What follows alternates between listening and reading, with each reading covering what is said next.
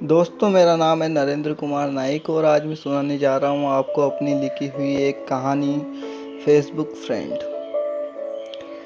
रांझण ढूंढण ने मैं चलिया, मैनू रांझण मिलिया नाही। रब मिलिया रांझण ना मिलिया, रब रांझण वर्गा नाही। मैंने फेसबुक पर अपने पुराने दिनों की एक तस्वीर डाली और उस पर ये चंद लाइनें अनीता प्रीतम के प्रसिद्ध उपन्यास 13वां सूरज की आखिरी पन्नों की ये चंद लाइनें हाथों हाथ स्टोरी पे डाल दी। दोस्तों, ये फेसबुक भी एक कमाल की चीज़ है। आजकल की इस भागदौड़ भरी ज़िंदगी में हम अपनों को टाइम ही कहाँ दे पाते हैं। उस बीच हम कभी कभार ऐसी ही कुछ सोशल नेटवर्किंग साइटों पर अपनों से मिल लेते हैं, थोड़ा चहक लेते हैं। इन सोशल नेटवर्किंग साइटों के चक्कर में कभी कभार दरअसल हम अपनों से दूर हो जाते हैं और बिना जान पहचान के किसी को भी अपना समझ लेते हैं। पोस्ट डालने के कुछ देर बाद ही मेरे अकाउंट पर लगातार कमेंट्स, लाइक्स आने लगे। Nice, gorgeous, super, very good और भी बहुत कुछ। लेकिन इन सब के बीच मुझे इंतज़ार था उस शख्स का जो कुछ दिनों से मेरे लिए कुछ ज़्यादा ही खास हो गया था। उसका नाम था संजना। मेरी नज़र एक बुगले की तरह अपने मोबाइल फ़ोन की स्क्रीन पर गड़ी हुई थी। जिस तरह एक बुगला किसी तालाब के किनारे बैठ एक टक पानी में अपने शिकार की तलाश में रहता है, मेरे फ़ोन पर जैसे ही बीप हुआ मेरी नज़रें स्क्रीन पर और ज़्यादा और गहरी गड़ गई। उस पर यह संजना का ही मैसेज था। उसने लिखा, वेरी नाइस, पर क्या अब भी आपकी तलाश खत्म नहीं हुई है? ये देखते ही मेरे चेहरे पर एक सुकून की मुस्कान आ गई। जिस तरह कोई चेन स्मोकर बिना अपने फेफड़ों की, अपनी जान की परवाह किए सिगरेट का आखिरी कश लेते ही तन्मग्न हो जाता है, वैसे ही मेरे चेहरे पर एक शांति की लहर दौड़ गई। मैंने लिखा, हाँ, शायद अब वो तलाश ठहर सी गई है। फिर उसने रिप्लाई में एक स्माइली भेज दी, बदले में मैंने भी एक स्माइली भेज दी। फिर लिखा, कैसी हो तुम? उसने कहा, मैं ठीक हूँ, और आप? मैंने कहा, मैं भी ठीक हूँ। कुछ देर की लंबी चैटिंग के बाद आखिर हम दोनों ने एक दूसरे को गुड नाइट कहा और फिर ऑफलाइन हो गए। अगली सुबह जैसे ही मैं उठा, मेरे फ़ोन पर पहले ही संजना का मैसेज आया हुआ था। उसने एक शायरी के साथ मुझे संबोधित किया था। रात गुजरी फिर महकती सुबह आई, रात गुजरी फिर महकती सुबह आई, दिल धड़का फिर तुम्हारी याद आई, आँखों ने फिर महसूस किया उस हवा को जो तुम्हें छूकर हमारे पास आई। और नीचे लिखा हुआ था, गुड मॉर्निंग डियर। मैंने अपनी आंखों पर हाथ फेरा और चाय चढ़ाते हुए मैंने संजना को रिप्लाई दिया, हमें सुहाना नज़ारा मिल जाए अगर हर सुबह साथ तुम्हारा मिल जाए, और किसी चीज़ की तमन्ना ना करे हम जब हमें ज़िंदगी में तुम्हारा साथ मिल जाए। आज की सुबह मेरे लिए कुछ खास थी।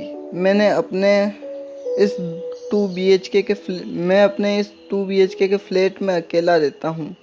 जब से नंदनी यानी कि मेरी पत्नी का देहांत हुआ है, उसके बाद आज मैं फिर से इतने अरसों बाद इतना खुश हो पाया हूँ। अब जाके कोई अपना मिला है, कोई अपना सा लगने लगा है। बेटा जो कि फैमिली के साथ अमेरिका में रहने लगा है। आजकल ये देश सचमुच बदल रहा है दोस्तों। पहले फैमिली का मतलब होता था माँ बाप, बीवी बच्चे, चाचा चाची, बुआ बुई, फूफा फूफी, भाभी और भी कई रिश्ते जिनको अगर हम गिनने बैठो तो शाम हो जाए। और आजकल के ज़माने में फैमिली का मतलब होता है बीवी बच्चे और वो खुद। इसके अलावा इसमें और किसी के रिश्ते की ज़रूरत ही महसूस नहीं की जाती है। मैं सब सोच ही रहा था कि एक बार फिर से संजना का मैसेज आया तो मेरा ध्यान इन सब चीज़ों इन सब चीज़ों से हटके फिर से अपने फ़ोन की स्क्रीन पर गया। उसने लिखा था, क्या कर रहे हो? मैंने कहा, चाय पी रहा हूँ। और आप क्या कर रहे हो? मैं भी चाय पी रही हूँ और बैठी हूँ। मैं भी चाय पी रही हूँ और बैठी हूँ, कोई कोरा कागज़ लिए, शायद कुछ नया मुखौटा मिल जाए, कुछ नया लिख दूँ आपके लिए। फिर बोली, आपको पसंद है कविता? मैंने कहा, हाँ मुझे कविताएं पसंद है, लेकिन आपको कैसे पता? वो बोली, ऐसे ही, मुझे पसंद है इसलिए सोचा शायद आपको भी पसंद हो। मैंने कहा, अच्छा तो आप लिखती भी हो? फिर उसका जवाब आया, मैं लिखती हूँ। मैंने कहा, तो फिर सुनाइए ना अपना लिखा हुआ कुछ। शायद वो थोड़ी असहज हो गई। उसने कहा, जी नहीं, अभी नहीं, बाद में। नई नई दोस्ती हुई थी, मुझे ज़्यादा जिद करना, उन पर हक जमाना अच्छा नहीं लगा। मैंने कहा, जी ठीक है, फिर बाद में सुना दीजिएगा। उसने कहा, और बाय बोलते हुए वो ऑफलाइन हो गई। मैंने भी बाय लिखा और नाश्ते की तैयारी करने लगा। नाश्ता करके मैं गार्डन में आ गया। कुछ देर प्रकृति को एकटक निहारता रहा, जैसे इन सब के बीच कहीं संजू भी यहीं मौजूद हो। एक पल के लिए ऐसा लगा जैसे वो ही हो मेरे आसपास। उसके बारे में यूं ही सोचते सोचते कब शाम हो गई पता ही नहीं चला। मैं अपने गार्डन से उठा और अपने कमरे में आ गया। आज उसके अलावा कुछ सोचने का मन ही नहीं कर रहा था और ना ही खाना खाने का। लेकिन क्या करे, वो भी मेरे बारे में सोचती होगी। लेकिन क्या वो भी मेरे बारे में सोचती होगी, या सिर्फ मैं ही पागलों की तरह उसके बारे में सोच रहा हूँ? और मैं तो अभी तक उसे ठीक से जानता भी नहीं, बस वही जो उसने अब तक उसने मुझे बताया। मेरा मन थोड़ा अनबना सा हो गया। लेकिन जब उसका मैसेज आया तो ना जाने क्यों वो सारी बातें भूल कर एक बार फिर मैं मुस्कुरा उठा। लेकिन आज मुझे उससे कुछ बातें करनी थी।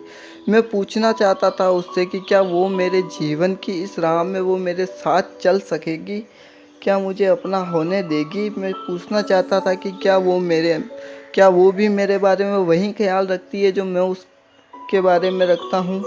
फिर मैंने इन सब बातों से ध्यान हटाया और अपनी फ़ोन की स्क्रीन पर देखने लगा। उसने लिखा, हाय। मैंने कहा, हेलो। उसने लिखा, कैसे हो? मैंने कहा, मैं ठीक हूँ, और आप? उसने लिखा, मैं भी ठीक हूँ।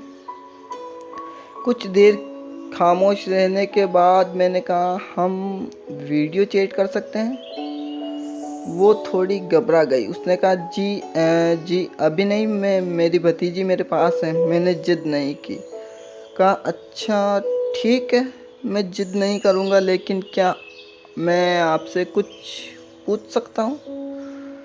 उसने लिखा, जी हाँ, पूछिए।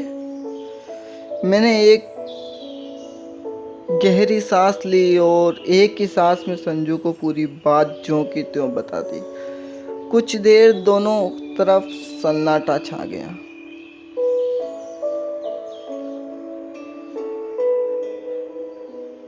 न मेरी कुछ कहने की हिम्मत हो रही थी और ना ही उसकी।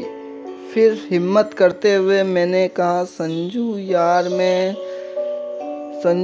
यार, मैं नहीं जानता कि ये कैसे हुआ, कब हुआ, लेकिन सच तो यही है कि शायद मैं चाहने लगा हूँ तुम्हें। शायद उस दिन से जब मैंने पहली बार तुम्हारी तस्वीर देखी थी, या शायद तब से जब पहली बार बात हुई थी हम दोनों के बीच में। मैं तुम्हारे साथ कोई जिद नहीं करूँगा, क्योंकि मुझे पूरी उम्मीद है कि तुम भी मेरे बारे में वही सोचती हो जो मैं तुम्हारे बारे में सोचता हूँ। उसका कोई रिप्लाई नहीं आया। उस रात मैं पूरी रात सो नहीं पाया। मेरी आंखें मेरी आंखें बार बार मेरे फ़ोन की स्क्रीन पर गड़ी रही। अगले दिन उसका कोई मैसेज नहीं आया। मैंने कई बार उसको मैसेज किए लेकिन उसका कोई जवाब नहीं आया। 2 दिन बाद मैं अपने गार्डन में बैठा था और रेडियो स्टेशन लगा रखा था। उस पर एक फेज़ उलग फेज़ की गज़ल आ रही थी। मैं जो ओढ़ता हूँ बिछाता हूँ वो गज़ल मैं तुम्हें सुनाता हूँ। मैं जो ओढ़ता हूँ मैं जो बिछाता हूँ वो गज़ल मैं तुम्हें सुनाता हूँ। कोई जंगल सा है तेरी आंखों में जहाँ मैं राह भूल जाता हूँ। मैं ये गज़ल गुनगुना रहा था कि तभी संजू का मैसेज आया। मैं एकदम से चौंक सा गया। संजू, ज़िंदगी में आपकी अहमियत हम आपको बता नहीं सकते। दिल में आपकी जगह हम आपको दिखा नहीं सकते। कुछ रिश्ते होते हैं बहुत अनमोल, इससे ज़्यादा हम आपको समझा नहीं सकते। मैंने जट से लिखा, यार संजू कहाँ हो तुम? क्या हुआ, इतना नाराज़ हो गई मुझसे कि मेरे एक भी मैसेज का रिप्लाई तक नहीं दिया? वो बोली, मैं हॉस्पिटल में थी। मैंने कहा, संजू क्या हुआ, तुम हॉस्पिटल? वो बोली, अरे अरे कुछ नहीं, वो हल्का सा चेस्ट पेन हुआ था। मैंने बेटे को फ़ोन क्या कर दिया, उसने तो सारा हॉस्पिटल ही घर भेज दिया। एम्बुलेंस आई और हॉस्पिटल ले गई, डॉक्टर्स आए और हॉस्पिटल क्या पूरा 5 स्टार होटल था। मैंने कहा, संजू तुम हॉस्पिटल में और तुमने मुझे बताया तक नहीं? वो बोली, अरे क्यों फ़िक्र कर रहे हो, अब घर आ गई हूँ मैं ठीक हूँ। फिर कुछ देर तक हमने इधर उधर की बातें की और आखिर मैंने लिखा, प्यार में और कुछ नहीं सिर्फ दर्द है, तो फिर क्यों है ये प्यार? क्यों? क्योंकि हमने उसे अपना दिल दिया है, इसलिए हमारा भी दावा बनता है उसके दिल पर। रक्त में चलती इच्छाओं के साथ उसकी तरह मन का मालिक कौन है? फूल पक्षियों का कलरव सब कुछ उसके लिए है, लेकिन प्यार आता है अपनी स्वर्गा सी छायाओं के साथ, पूरे संसार का सर्वनाश करता और जीवन और यौवन पर ग्रहण लगाता। फिर भी ना जाने क्यों हमें जीवन का सर्वनाश करते इस काल की तलाश रहती है।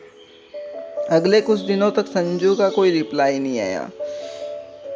मैंने न जाने कितनी बार उससे कांटेक्ट करने की कोशिश की और कई बार उसको मैसेज किया, लेकिन उसका कोई जवाब नहीं आया। और फिर एक दिन मैं गार्डन में बैठा हुआ था, एक नगमा गुनगुना रहा था, छुपा लो यूं दिल में प्यार मेरा के जैसे मंदिर में लो दिए की। छुपा लो दिल में यूं प्यार मेरा के जैसे मंदिर में लो दिए की। तुम अपने चरणों में रख लो मुझको, तुम्हारे चरणों का फूल हूँ मैं सर झुकाए खड़ा हूँ प्रिय के जैसे मंदिर में लो दिए की। ये सच है जीना था पाप तुम बिन, ये पाप किया है मैंने अब तक, मगर मन में छवि तुम्हारी जैसे मंदिर में लो दिए की। फिर आग बिरहा की मत लगाना कि जल के मैं राख हो चुका हूँ, ये राख पे मैंने रख ली है कि जैसे मंदिर पे लो दिए की। यूं दिल में प्यार मेरा के जैसे मंदिर में लो दिए की। मैं ये नगमा गुनगुना ही रहा था कि मेरे फेसबुक अकाउंट पर एक नोटिफिकेशन आया। उसमें लिखा था, संजू चतुर्वेदी का अकस्मात निधन हो गया है, भगवान उनकी आत्मा को शांति दे। मुझे समझ नहीं आ रहा था कि अचानक ये सब कैसे हो गया। मेरे पैरों तले से जैसे ज़मीन खिसक गई हो। संजू संजू तुम यूँ अचानक मुझे छोड़कर कैसे जा सकती हो? Sanju, I can't believe. नहीं नहीं, ये नहीं हो सकता संजू। तुम मुझे इस तरह अकेला छोड़कर नहीं जा सकती संजू। आखिरकार ये हमेशा मेरे साथ ही क्यों होता है? जब भी मैं कोई खुशी के करीब आने लगता हूँ, जब भी मेरी कोई खुशी करीब आने लगती है, तो तू उसे मुझे छीन क्यों लेता है? मुझे समझ नहीं आ रहा था कि मैं आखिर करूँ तो क्या करूँ। दोपहर से शाम हो गई और फिर शाम से रात हो चुकी थी। अब भी मैं ज्यों का त्यों अपने गार्डन में बैठा हुआ था। संजू की फेसबुक अकाउंट को यूं ही एक टक देखे जा रहा था कि अचानक मेरी नज़र उस पोस्ट पर गई जो संजू ने मेरे लिए उस दिन के सवाल के जवाब में लिखा था। मैंने गला साफ किया और पढ़ने लगा। विक्रम मैंने गला साफ किया और पढ़ने लगा। विक्रम, मोहब्बत का मतलब सिर्फ दो जिस्मों का साथ रहना नहीं होता। मोहब्बत तो भगवान का दिया हुआ वो तोहफा है जिसके द्वारा दो आत्माओं का मिलन होता है। तो क्या हुआ कि हम साथ नहीं हैं, फिर भी हमें एक दूसरे की फिक्र है। हमारी आत्मा एक दूसरे के साथ है, हर सुबह हर शाम। अगर कल को मुझे कुछ हो भी गया तो तुम टूट मत जाना। तुम हमेशा हिम्मत के साथ, हौसले के साथ अपनी ज़िंदगी जीना। शायद हम दूर होते हुए भी एक दूसरे के करीब हैं और एक दूसरे के करीब होते हुए भी शायद दूर हो सकते हैं। मुझे खोने के बाद दुखी होने की बजाय हमने जो पल साथ में बिताए हैं उन्हें याद करके हमेशा मुस्कुराते रहना। तुम्हारी प्यारी संजू। पोस्ट पढ़ने के बाद मेरी आंखों से दो आंसू टपक पड़े, लेकिन अब मैं रोना नहीं चाहता था। मैं यूं रोके उसकी आत्मा को दुख पहुंचाना नहीं चाहता था। मुझे समझाने वाली मेरी दोस्त, मेरी प्रेम चिरैया संजू उड़ चुकी थी, मुझे ज़िंदगी का पाठ पढ़ा के।